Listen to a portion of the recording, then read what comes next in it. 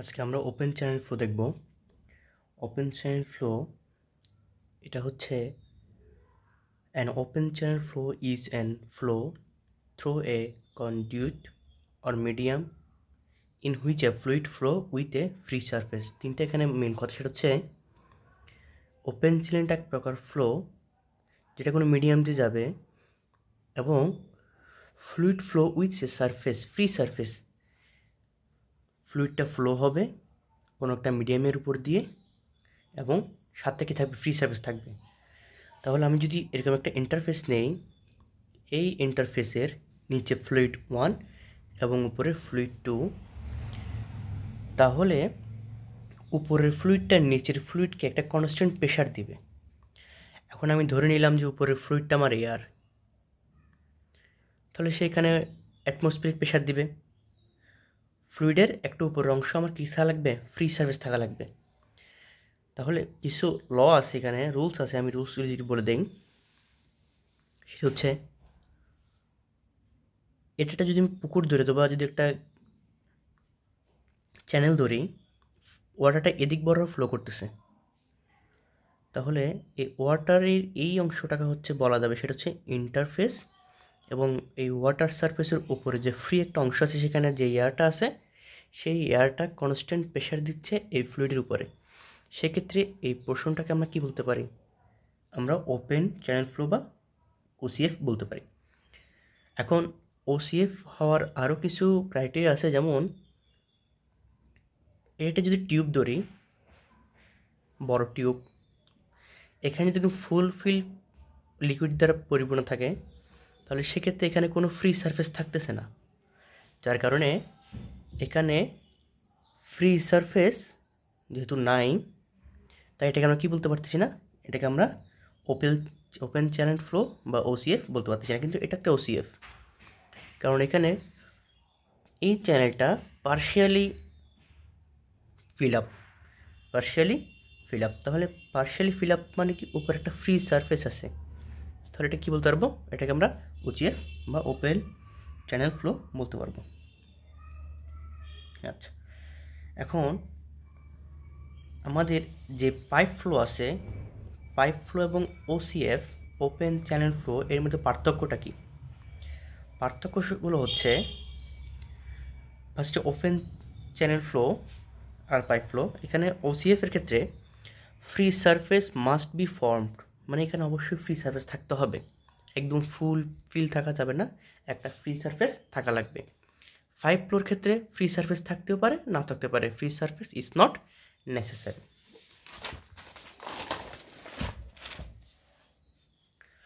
OCFA can take place through cross section of any geometry like rectangular, triangular, trapezoidal, parabolic, circular etcetera. মানে ওসিএফ এর ক্ষেত্রে cross section এরিয়াটা বিভিন্ন ধরনের হইতে পারে, জিওমেট্রিক্যাল বিভিন্ন শেপ হতে পারে, রেক্টেঙ্গেল হওয়া যায়, ট্রায়াঙ্গেল হওয়া যায়, ট্রাপিজয়েডাল হওয়া যায়। এবং পাইপ ফ্লোর ক্ষেত্রে most of the time the pipe cross section is circular, consider as circular. Pipe floor ক্ষেত্রে এটা সার্কুলারই থাকে। And OCF, the gravity force are of relative dominance here is analyzed using Froude number. এটা এখানে আসলে gravity ফোর্সের কারণে এখানে ফ্লুইডগুলো flow হবে, এবং কী পরিমাণ ফ্লো, তবে একটা প্যারামিটার আমরা ধরতে পারি, সেটা হচ্ছে ফ্রড নাম্বার। এই ফ্রড নাম্বার এর মাধ্যমে আমরা ওপেন চ্যানেল ফ্লো কী করতে পারি, অ্যানালাইজ করতে পারি। সেম এখানে অ্যানালাইজ করার জন্য আমাদের রেনল্ডস নাম্বারটা থাকে, নাম্বারটা এই ইয়াতে পাইপ ফ্লোতে Reynolds number. In order to calculate the flow parameter, we should know the relative distance of fluid, free fluid, surface, channel, bottom। তার মানে আমি যদি একটা চ্যানেল ড্র করি, এখানে যে লিকুইড থাকে, তাহলে এর বিভিন্ন পোর্শনের ডিসচার্জ, একদম এই ডেপথ, এখানকার যতটুকু পর্যন্ত ওই আছে পেরিমিটার আছে, এই সকল পেরিমিটারগুলো আমার জানা লাগবে। মানে অনেকগুলো আমার পেরিমিটার জানতে হবে, রিলেটিভ ডিস্টেন্স জানতে হবে, ফ্রি লিকুইড সারফেস জানতে হবে, ফ্রি লিকুইড কতটুকু আছে সারফেস জানতে হবে, আমার এই টাচ পয়েন্টে যেখানে ফ্লুইড এবং সারফেস টাচে আছে তার লেনটা জানতে হবে। এখানে অনেকগুলো অপশন জানতে হবে, কিন্তু পাইপ ফ্লোর ক্ষেত্রে শুধুমাত্র পাইপের যে ডায়া জানা থাকে তাহলে সেক্ষেত্রে আমার আর কোনো কিছু দরকার হয় না। এই ডায়া থেকে আমি এরিয়া বের করতে পারি, ভেলোসিটি দেওয়া থাকলে ডিসচার্জ বের করতে পারি, এই এক ডায়া থেকেই হয়ে যায়। এখন velocity distribution in open channel flow comes out to be exponential. আমরা পাইপ ফ্লোতে যে দেখছিলাম ভেলোসিটি প্রোফাইল হচ্ছে অনেকটা প্যারাবোলিক, এরকম একটা পাইপ থাকলে প্যারাবোলিক হয় ভেলোসিটি ডিস্ট্রিবিউশন, কিন্তু এই ওসিএফ এর ক্ষেত্রে সেটা কি না প্যারাবোলিক না, সেটা হবে exponential. In OCF the hydraulic gradient line SGL considers with free liquid surface. তার মানে কি কোনোটা চ্যানেল যে পরিমাণ ফ্লুইড আছে, যে হাইট ফ্লুইড আছে, ফ্লুইড সারফেসকে যে হাইটটা, সারফেসের যে হাইটটা, সেই হাইটটাকেই আমি আমার কি ধরতেছি এইচজিএল ধরে নিচ্ছি। আর যেখানে in this case HGL lines about the conduct, এখানে এইচজিএল হাইড্রোলিক গ্রেডিয়েন্ট লাইন অনেক ধরনের হতে পারে, ভ্যারিং থাকতে পারে প্রতিটা পয়েন্টের সাপেক্ষে। এখন ওসিএফ এর ক্ষেত্রে flow take place under gravity, যেটা ফার্স্টে বলছিলাম, একদম যে গ্র্যাভিটিটা আসে, যে ফ্লুইডটা ফ্লো হবে সেটা মূল রিজন হচ্ছে গ্র্যাভিটেশনাল ফোর্স, তার ওইটার কারণে যে ফোর্সটা পাইতেছে ওইটাই। অন্যদিকে পাইপ ফ্লোতে হয় কি, flow takes place under pressure, একটা প্রেশারের মাধ্যমে যায় যার ফলে পাইপে ফ্লুইড ফ্লো করে।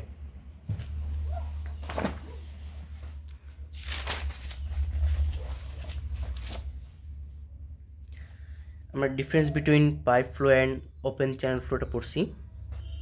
কাইন্ড অফ ওপেন চ্যানেলের কতগুলো থাকে, ভাগ থাকে, সেটা আমরা দেখব। Natural and artificial channel. ন্যাচারালটা মূলত হচ্ছে যে চ্যানেলটা হচ্ছে ন্যাচারালি আমার পৃথিবীতে আছে, সেটা হচ্ছে এক্সাম্পলটা রিভার। এবং এরা জেনারেলি যেটা হয় সেটা হচ্ছে ভ্যারি ইরেগুলার শেপ, তাদের ক্রস সেকশনাল শেপটা কিন্তু সবসময় একরকম হয় না, ভ্যারি করে। কিন্তু আর্টিফিশিয়াল ওপেন চ্যানেলের ক্ষেত্রে এটা ডেভেলপ বাই ম্যান, মানুষের দ্বারা তৈরি করা হয়। এক্সাম্পল চ্যানেল আছে, ল্যাবরেটরি ফ্লেমস আছে, কালভার্টস আছে। এরা জেনারেলি কী হয়, জিওমেট্রিক শেপ হয়, না হলে কিছু ট্রায়াঙ্গল থাকবে, না হয় কিছু রেক্ট্যাঙ্গেল থাকবে, না হয় কিছু টাপিরাল থাকবে, একটা শেপে থাকবে, কনস্ট্যান্ট শেপে থাকবে। কিন্তু ন্যাচারাল যদি হয় সেখানে কোনো শেপ থাকবে না, তারা ইরেগুলার শেপে থাকবে। আচ্ছা, এবার plastic and non plastic channel. Plastic তো না, prismatic and non prismatic. A channel whose cross section does not change along the channel and bottom slope is constant is called prismatic channel। তার মানে আমি যদি একটা পেজ নিয়ে দেখাই,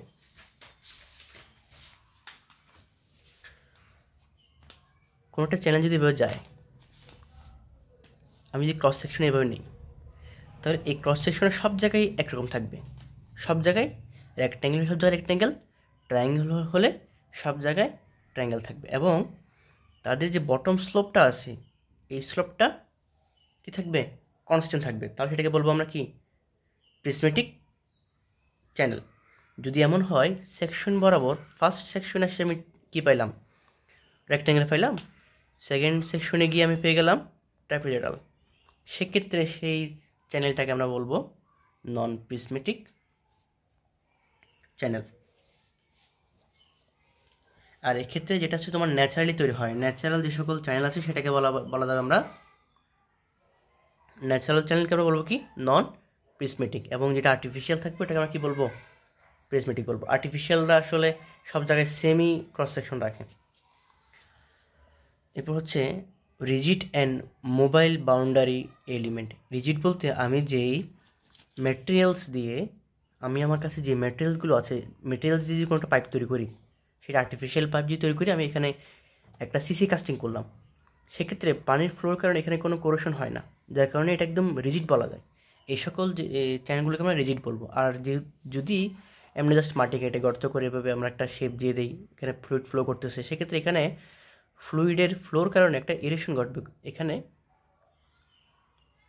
ক্ষয় হবে, মাটি উঠে যাবে বা সরে যাবে, সেক্ষেত্রে তাদের শেপটা চেঞ্জ হয়ে যাবে, সেক্ষেত্রে তাকে বলা যায় মোবাইল বাউন্ডারি চ্যানেল। তাহলে রিজিড বাউন্ডারি চ্যানেল হচ্ছে আমরা যেই নালা তৈরি করি, পৌরসভার কাজ করে বিভিন্ন ধরনের চ্যানেল তৈরি করি, সেক্ষেত্রে আমার মানুষের তৈরিকৃত যে সকল চ্যানেল আছে সেগুলো হচ্ছে রিজিড। আর যেগুলো ন্যাচারালি তৈরি হয়ে যায় সেগুলোকে আমরা মোবাইল বাউন্ডারি এলিমেন্টস বলতে পারি, মোবাইল বাউন্ডারি চ্যানেলস বলতে পারি।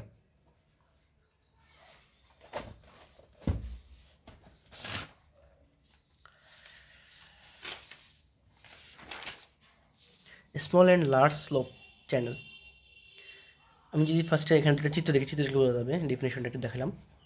যদি এমন হয় কোনো একটা চ্যানেলের অ্যাঙ্গেল 6 ডিগ্রির চেয়ে বড়, সেটাকে আমরা বলবো লার্জ স্লোপ চ্যানেল। যদি এমন হয় ডিগ্রি 6 ডিগ্রির চেয়ে ছোট এবং সমান, তাহলে সেটাকে আমরা বলবো কি স্মল স্লোপ চ্যানেল। এখন ডিগ্রি দেওয়া না থাকলে একটা রেশিও দেওয়া থাকে, রেশিও হচ্ছে 10:1, তার মানে হরাইজন্টালে 10, ভার্টিক্যালে 1, এরকম যদি রেশিও থাকে, এই রেশিওর চেয়ে বড় হলে, যদি বড় হয় সেটা হবে কি লার্জ স্লোপ চ্যানেল। আর যদি 10:1 সমান এবং তার চেয়ে ছোটো হয়, তাহলে সেটাকে আমরা বলবো স্মল স্লোপ চ্যানেল। এখন চ্যানেলে যে সকল জিওমেট্রি সেকশন থাকে সেটা হচ্ছে, এটা আমার চ্যানেল, এই চ্যানেলটা আমার সারফেসের সাথে কোন ধরনের অ্যাঙ্গেল আছে সেটা হচ্ছে থিটা। এখানে এইচ হচ্ছে ডেপথ অফ ফ্লো, একদম আসলে রিয়েল ভার্টিক্যাল বলা যায় এক প্রকার, এটা হচ্ছে ডেপথ অফ ফ্লো।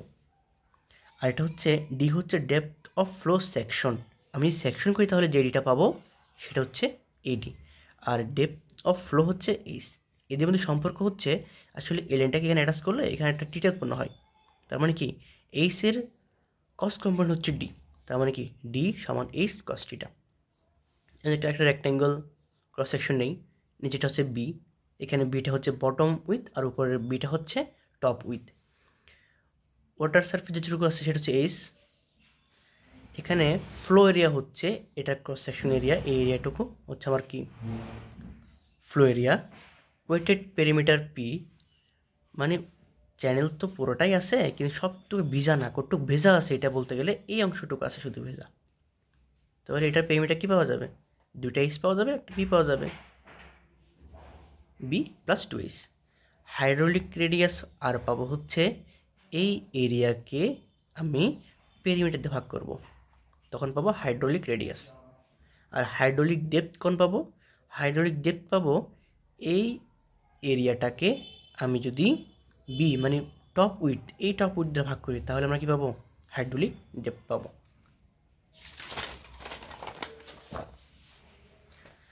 ট্রাপিজয়েডালের ক্ষেত্রে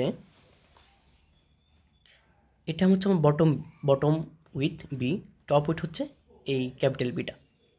এক্ষেত্রে রেশি দেওয়া আছে S:1, ওয়াটার হাইট দেওয়া আছে এইচ।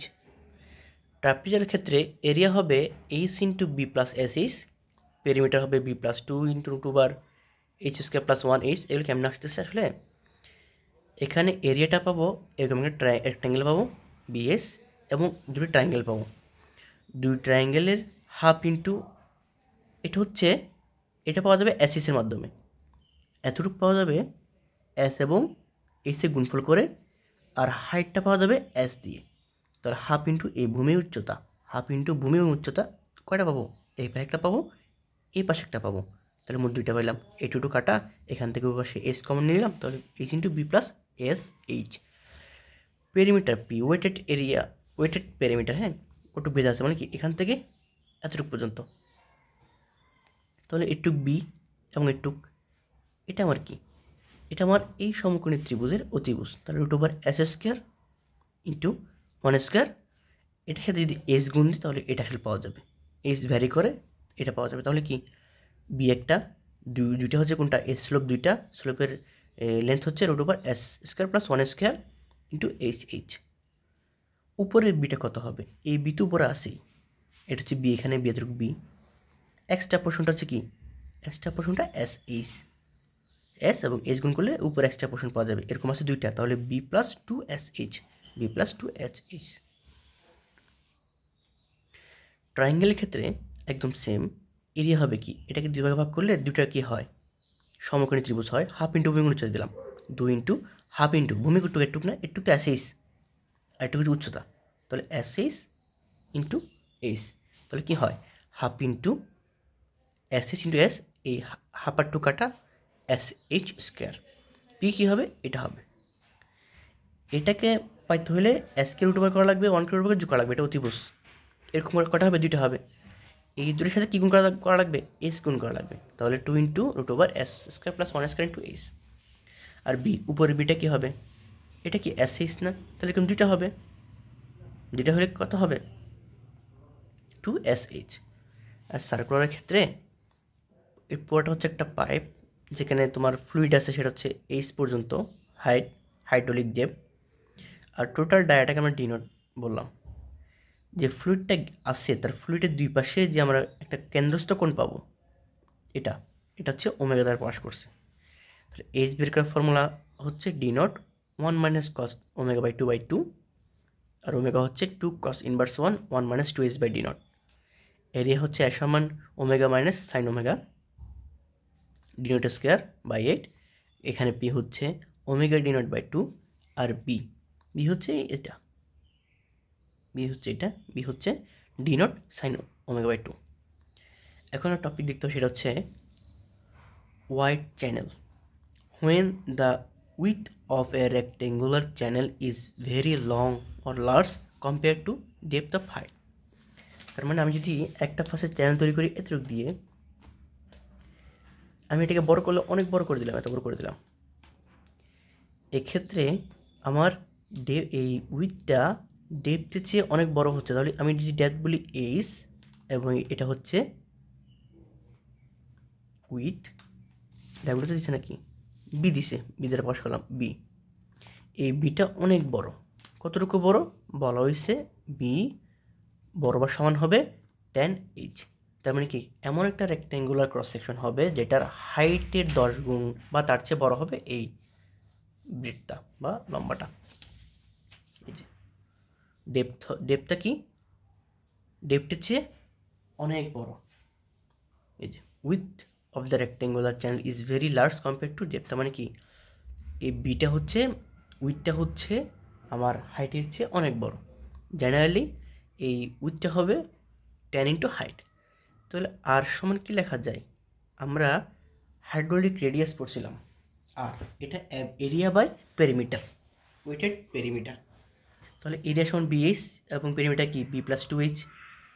এক্ষেত্রে এইচের মান যেহেতু অনেক ছোটো, তাই এই জিনিসটা বাদ পড়ে গেলে শুধু বি থাকে, পরে বি কাটা থাকে এইচ। তার মানে কি? যদি কোনো একটা হোয়াইট চ্যানেল দেওয়া থাকে, সেক্ষেত্রে আমাকে যদি এই হাইড্রোলিক রেডিয়াস দেওয়া না থাকে, হাইড্রোলিক রেডিয়াস যদি দেওয়া না থাকে, সেক্ষেত্রে বুঝে নিতে হবে যেহেতু হোয়াইট চ্যানেল, আমার যে ডেপথ দেওয়া থাকবে ওই ডেপথে আমার হাইড্রোলিক রেডিয়াস, এটুকুই আমার হাইড্রোলিক রেডিয়াস।